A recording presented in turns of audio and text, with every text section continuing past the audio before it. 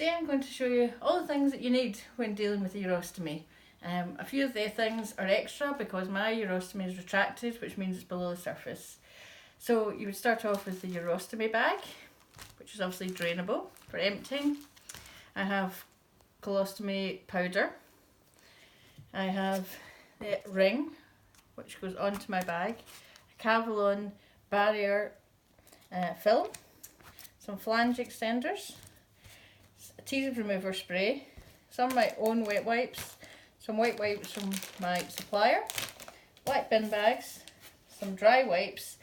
The others I don't use on a regular basis, but you could need stoma scissors, specially designed for cutting the bags, clothes peg if I'm out and about for holding my clothes when I'm trying to change the bag, a mirror, especially in the early days to see the position of your stoma, and maybe some disposable gloves if it's a bit messy.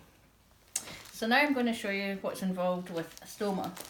So as you can see, the bear's helping me out today. This is a stoma bag, as I said. So in order to remove a stoma bag, you would take some adhesive remover spray. This helps to protect your skin and make sure you're not peeling at your skin when you take it away. So you should just take some short start sprays all around the bag so that it starts to peel away. I would then take a dry wipe and then start to peel away the bag and move it gently round. Once you're finished with the bag, you would put it in your black waste bag. At the same time, I would always hold something against the stoma because you can't control the output and the urine might continue to flow as you're changing. It is recommended you change in the morning when there's less output after you've not been drinking as much fluids overnight. So as you can see, the wee stoma bear has a stoma. It's red and it's very similar to the inside of your mouth, and it has no nerve ending, so you can't harm it. I then use wet wipes of my own, and I go around to try and clean round it. I then would wet a dry wipe and clean round it even more. I have to do that a bit extra because of the rings that I use on my bag.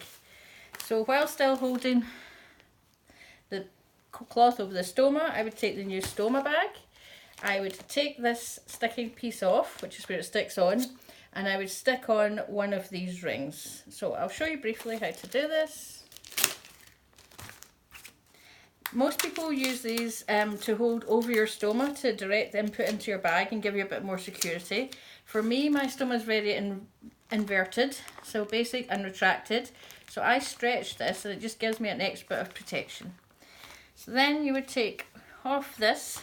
You would then get one of your barrier films, which I won't open up, but they're little bit wipes, and you would wipe all around here.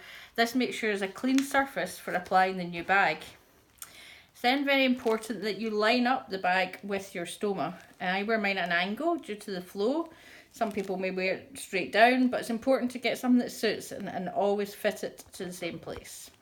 Once you've fitted it, you would take a dry wipe and you would press round it, making sure it's firmly secure against your stomach.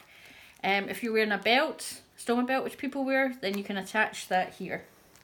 For me, again, because it's retracted, I've had a lot of issue with leaks over the time, so I use these flange extenders, which I then place round the bag.